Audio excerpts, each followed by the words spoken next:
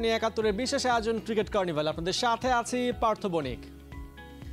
২৯ দিনের জমজমাট সব ম্যাচের পর অবশেষে শেষ হয়েছে টি-20 বিশ্বকাপের নবম আসর, যেখানে ভারত হাতে তুলে নিয়েছে তাদের দ্বিতীয় টি-20 বিশ্বকাপ শিরোপা। আর অন্যদিকে সাউথ আফ্রিকা বরাবরের মতো চোকার্স তকমা নিয়ে এবার আসর ছেড়েছে। পাশাপাশি বাংলাদেশের এবারের বিশ্বকাপ মিশন নিয়েও আছে অনেক প্রশ্ন, আছে অনেক বিতর্ক। এসব নিয়ে আজকে আমাদের আয়োজন।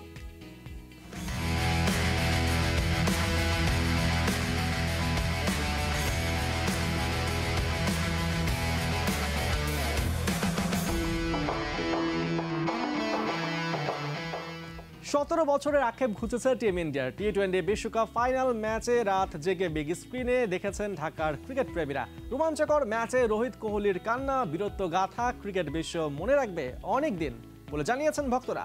পরাজিত সাউথ আফ্রিকার জন্য ঝরেছে আফসোস। মেহেদী নাইম জানাচ্ছেন বিস্তারিত। মানে হাত দুর্বল হয়ে যাচ্ছিল আমাদের। কুমিল্লা দাউদকানে দেখে এসেছি এখানে খেলা দেখার জন্য।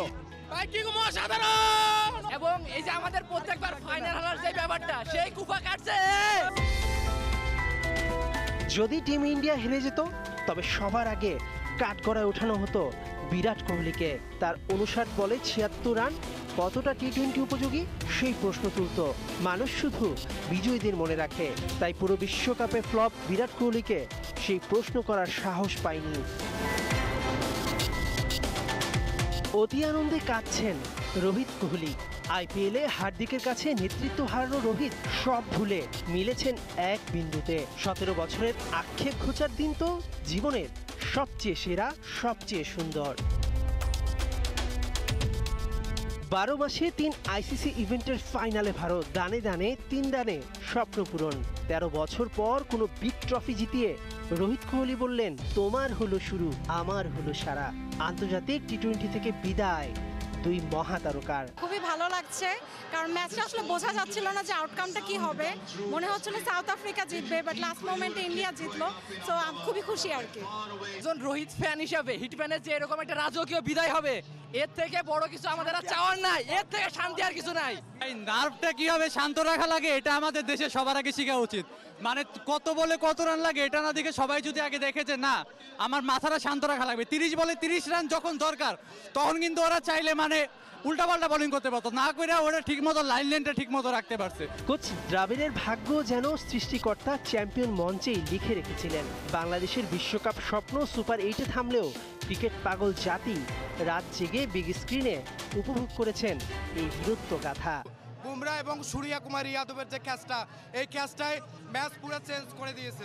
অবিশ্বাস্য, আসলে আমরা ভাবতেই পারি না যে 24 বলে 26 লাগে, এটা অবিশ্বাস্য। যে ইন্ডিয়া সাপোর্টার হয়তো ভাবতে পারে এখান থেকে কামব্যাক হবে, বাট বুমরা হার্দিক দেখায় দিছে। ভারত তো শক্তিমত্তার দিক থেকে অবশ্যই এগিয়ে ছিল, বাট আফ্রিকাও তাদের হার্ট অ্যান্ড সোল ট্রাই করেছে, হয়তো অল্পের জন্য মিস হয়ে গেছে আর কি। সাউথ আফ্রিকা মাত্র 7 রানে ম্যাচ হেরেছে, কিন্তু ঠিকই জিতে নিয়েছে মানুষের মন। কতবার তীরে এসে তরি ডুবলে মানুষ হয় শোকে পাথর, তবুও পটিয়াদের থেকে অনুপ্রেরণা খুঁজতে পারেন আপনিও। খারাপ লাগতেছে সাউথ আফ্রিকার জন্য। সাউথ আফ্রিকার চোকার্স জিনিসটা আসলে তারা এখনো ঘুচাতেই পারো না। সাউথ আফ্রিকার জন্য শুভকামনা রইল। বাট সাউথ আফ্রিকা আসলে শেষ দিকে যে মোমেন্টামটা তৈরি করেছিল, একটা আসলে দল হিসেবে সেভাবে দরকার ছিল, তবে শেষ দিকে আসলে ইন্ডিয়ার যে কামব্যাকটা ছিল বল দিয়ে, সেটা আসলে প্রশংসাযোগ্য। 6 মাস আগে 4 স্পিনার কেন রোহিত দলে নিয়েছিলেন, চ্যাম্পিয়ন করেই সেটা বুঝিয়ে দিলেন। এবার দিবেন শান্তিতে ঘুম, আইসিসিরও যে হয়েছে স্বপ্ন পূরণ। মেহেদী নাইম, ৭১। টি-20 ক্রিকেটে আর দেখা যাবে না রো কো শো। কোহলির অবসর ঘোষণায় 120 মিনিটের মধ্যেই অবসরের ঘোষণা দিলেন হিটম্যান খ্যাত রোহিত শর্মা। টি-20 বিশ্বকাপ জিতে ম্যাচের সেরা পুরস্কার জিতে নিয়ে বিরাট কোহলি জানিয়েছিলেন এটি দেশের হয়ে তার শেষ টি-20 ম্যাচ। সেই ঘোষণার পর সাংবাদিক সম্মেলনে এসে আন্তর্জাতিক টি-20 থেকে অবসরের ঘোষণা দিলেন রোহিত শর্মা। সবার শীর্ষে থেকে টি-20 ফরম্যাটকে বিদায় বললেন রোহিত। 140.89 স্ট্রাইক রেট ও 32.05 গড়ে রোহিত আন্তর্জাতিক টি-20তে মোট 4,231 রান করেছেন। এদিকে 137.04 স্ট্রাইক রেটে 125 ম্যাচ খেলে কোহলি করেছেন 4,188 রান। রোহিত শর্মা ও বিরাট কোহলির অবসরের মধ্য দিয়ে নিঃসন্দেহে ভারতীয় ক্রিকেটের নতুন অধ্যায় শুরু হচ্ছে।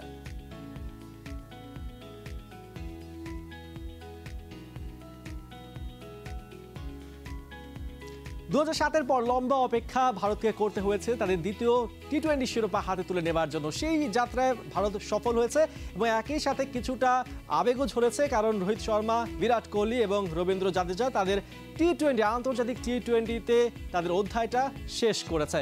তবে কেমন হলো আসলে টি-20-তে ভারতের এবারের আসর? অপরাজিত থেকে তারা শিরোপা হাতে তুললেও কোথায় কোথায় আসলে অপ্রাপ্তিগুলো ছিল? একই সাথে বাংলাদেশ এবারের টি-20 বিশ্বকাপে কোন জায়গায় মার খেয়েছে, এসব নিয়ে কথা বলতে আমাদের সাথে আছেন ক্রীড়া বিশ্লেষক আনোয়ারুল ইকবাল মিতু।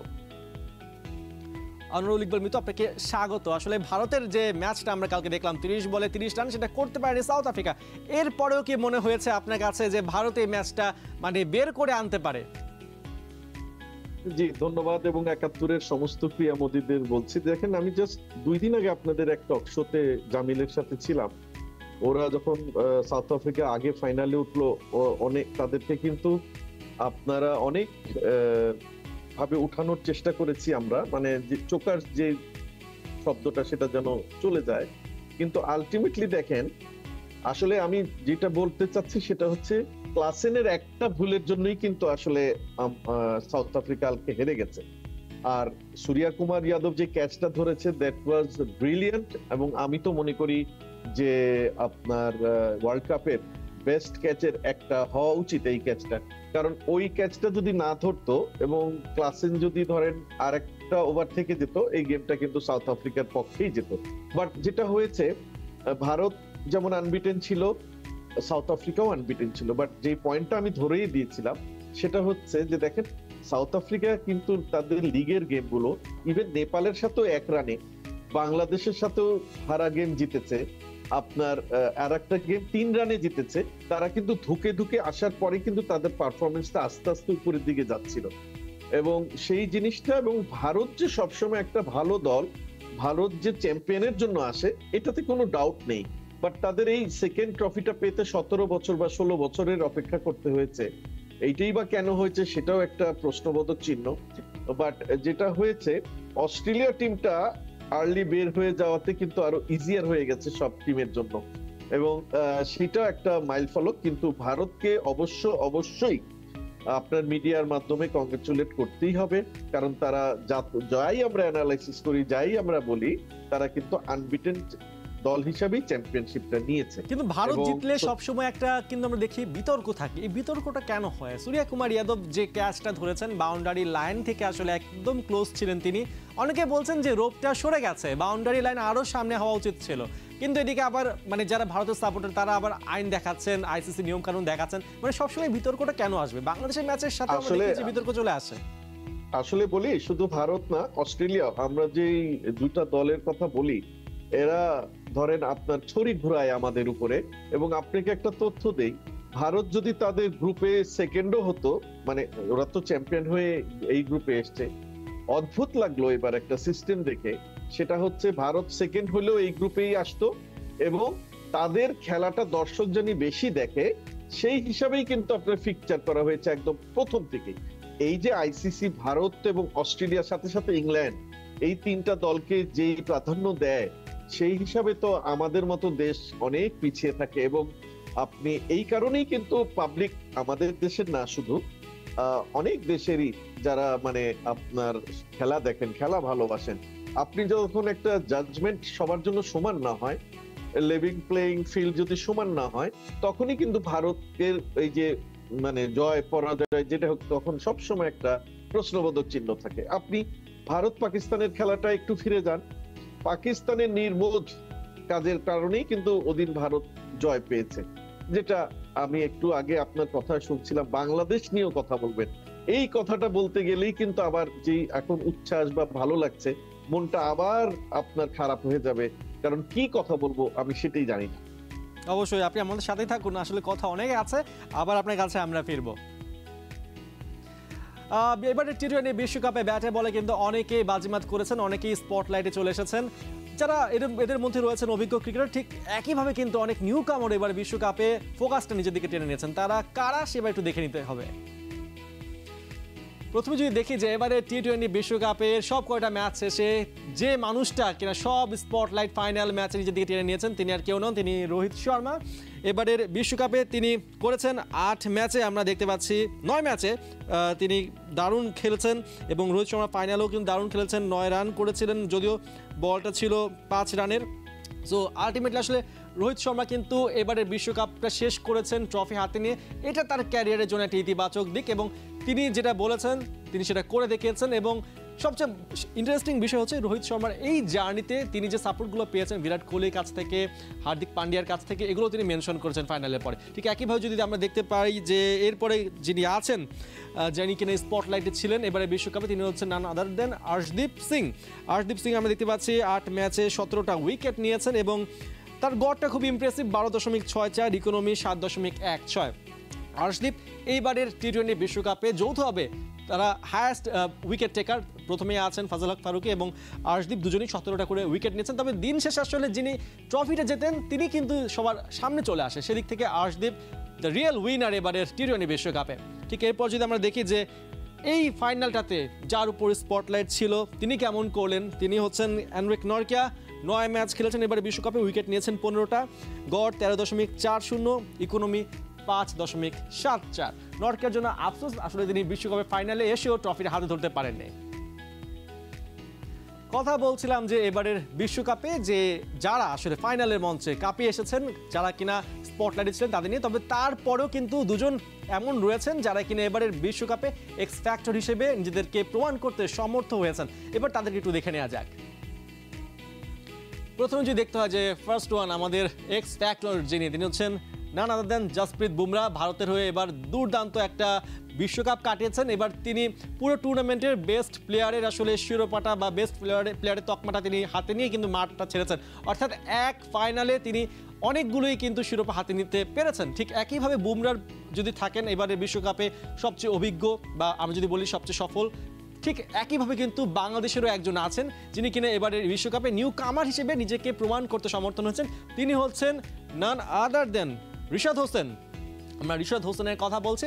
রিশাদ হোসেন এবারের বিশ্বকাপে দারুণ খেলছেন, 7 ম্যাচে 14টা উইকেট নিয়েছেন, তার গড়টা ছিল 8-এর, মানে ইকোনমি ছিল 8-এর নিচে এবং গড়ও তার দারুণ ছিল। অর্থাৎ প্রথম বিশ্বকাপে এসে নার্ভাসনেসকে পাশ কাটিয়ে তিনি যেভাবে বল করেছেন সেটা কিন্তু এক কথা অসাধারণ ছিল এবং রিশাদ হোসেন এখানে আসলে ম্যাচটা জিতে নিয়েছেন।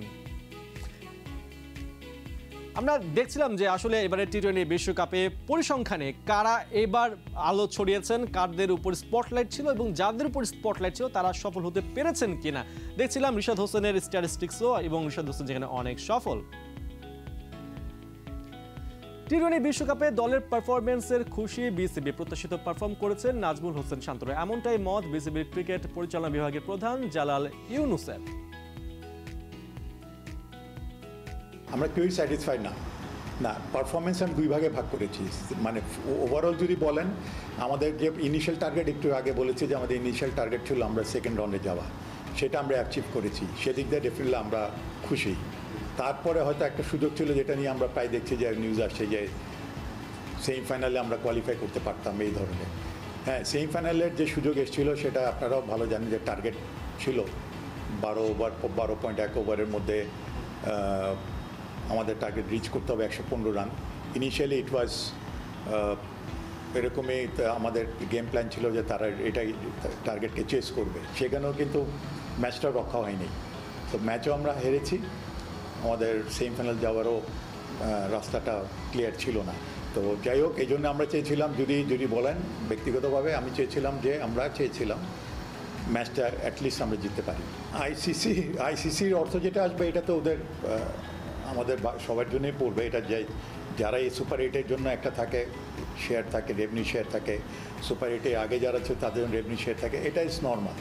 এই যে এইবার না, যবে পরে এটা এমনিতেই পাওয়া যাবে, যারা এই সুপার 8-এ থাকবে তাদের জন্য একটা হিসাব থাকবে, সেই হিসাবে আমাদের এখানে অটোমেটিক্যালি আমাদের সেইভাবে রেভিনিউ শেয়ার করবে আইসিসি।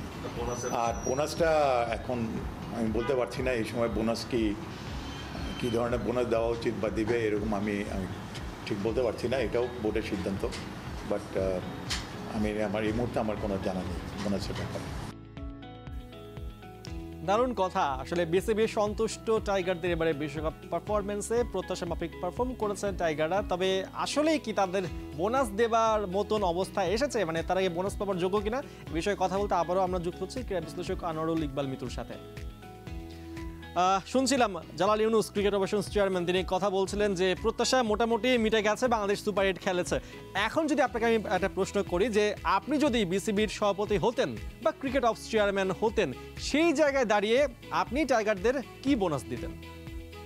যে দেখেন, বোনাস তো দূরে থাক, আমি যেটা বলতে চাচ্ছি সেটা হচ্ছে এর পরেও যদি বিসিবি খুশি হয়, আমি কেন সারা বাংলাদেশের মানুষ এই আমাদের পারফরমেন্সে এতটুকু খুশি না। আমি বলি পারফরমেন্স বলতে যে জিততেই হবে, নট দ্যাট।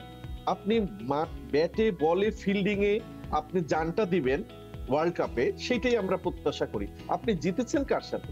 আপনি জিতেছেন নেপাল, হল্যান্ডের সাথে। আর একটা খেলা, সেটা হচ্ছে শ্রীলঙ্কা, যেটা আমাদের টার্নিং পয়েন্ট। শ্রীলঙ্কাকে হারিয়েই কিন্তু আমরা নেক্সট রাউন্ডটা নিশ্চিত করেছি।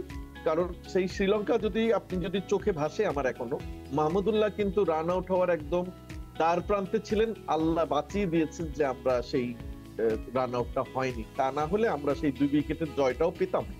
আমি বলতে চাচ্ছি যে একমাত্র যদি আউটস্ট্যান্ডিং কেউ খেলে থাকে, যে একটু আগে বললেন, সেটা হচ্ছে রিশাদ হোসেন। ইভেন মাহমুদুল্লাহ সহ, লিটন দাস সহ, আপনি শান্ত সহ, সাকিব আল হাসান সহ কে খেলেছে ভালো, আপনি যদি আমাকে একটু বলতে পারতেন। আপনি কেন, আমি নিজেও বুঝি নাই। কিন্তু আপনি যদি আফগানিস্তান টিমটাকে দেখেন, আমাদের একটা যেই অপরচুনিটিটা আমরা মিস করেছি, এটা সামনে আসবে কিনা সন্দেহ। 1, 2, আপনি সেমিফাইনালের জন্য 12 ওভারে ওইটা যে কোনো টিম হলে কিন্তু বের করে নিত। কারণ Rashid Khan made a lifelong mistake, যেটা হচ্ছে আপনার টসে জিতে ব্যাটিং করাটা, এবং সেইখানে বাংলাদেশের যে অপরচুনিটিটা ছিল, ওকে আপনি সেটাও মিস করেছেন, বাট গেমটা তো বের করে আনবে। বাট আপনি দেখেন আফগানিস্তান জেতার পরে তাদের মধ্যে যে উচ্ছ্বাস, তাদের মধ্যে যে দেশপ্রেম, তাদের মধ্যে যে আপনার মানে কি বলবো, এই জিনিসটা তো আমাদের প্লেয়ারের থেকে মিসিং। এবং তারা যখন মাঠে কান্না করে, আমাদের প্লেয়াররা তখন হাসে। আপনি হাসেন, হাসতে কোনো মানা নেই, কিন্তু আপনি যে বললেন আপনি পারফরমেন্সে খুশি, কি দিয়ে খুশি ভাই? মানে বলবেন যে আমরা নেক্সট রাউন্ডে গেছি এবং অন্য ওয়ার্ল্ড কাপের থেকে এবার আমরা 3টা গেম জিতেছি। আপনি কাদের সাথে জিতলেন, কিভাবে জিতলেন, সেটা আপনি একটু দেখেন, তাহলে বুঝতে পারবেন আপনার প্রত্যেকটা জিতায় আমাদের নাভিশ্বাস উঠে গেছে। আপনি শ্রীলঙ্কার সাথে জেতাও বলেন, অনেক মানুষ হার্ট অ্যাটাকের ডান প্রান্তে ছিল। সেটাই, মানে ডমিনেট করে জেতাটা আমাদের হয়নি, যে প্রত্যাশা ছিল, প্রত্যাশা সবসময় বেশি থাকে। আপনি আমাকে একটা আলাদা করে বলেন যে এই ব্যাটসম্যানটা খুব ভালো খেলেছে, সেটা আসলে বলার সুযোগ নেই। আর আমাদেরও আসলে আজকে কথা বাড়িয়ে নেবার আসলে খুব একটা সময় নেই। আপনাকে অনেক ধন্যবাদ আনোয়ারুল ইকবাল মিতু আমাদের সাথে থাকার জন্য। দর্শক, কথা বলছিলাম টি-20 বিশ্বকাপের ফাইনাল নিয়ে, এবং কথা বলছিলাম এবারের বিশ্বকাপে বাংলাদেশ কেমন পারফর্ম করলো। আমাদের সাথে ছিলেন ক্রিকেট বিশ্লেষক আনোয়ারুল ইকবাল মিতু। 29 দিনের জার্নি, সেখানে আমরা ক্রিকেট কার্নিভাল নিয়ে আপনাদের সাথে ছিলাম 30টা দিন। কথা হয়েছে প্রত্যেকটা ম্যাচের প্রিভিউ নিয়ে, কথা হয়েছে ম্যাচ রিপোর্ট নিয়ে, কথা হচ্ছে ম্যাচের টার্নিং পয়েন্ট নিয়ে, এমনকি কথা হয়েছে বাংলাদেশ দলের এবারের আসরে সফলতা এবং ব্যর্থতা নিয়ে। এবং সব আসরেতে আপনারা ছিলেন আমাদের সাথে সঙ্গী হয়ে। আপনাদের অনেক ধন্যবাদ এবারের ক্রিকেট কার্নিভালে আমাদের সাথে থাকার জন্য। সরাসরি সংবাদ অনুষ্ঠান দেখতে থাকুন 71-এর সাথে।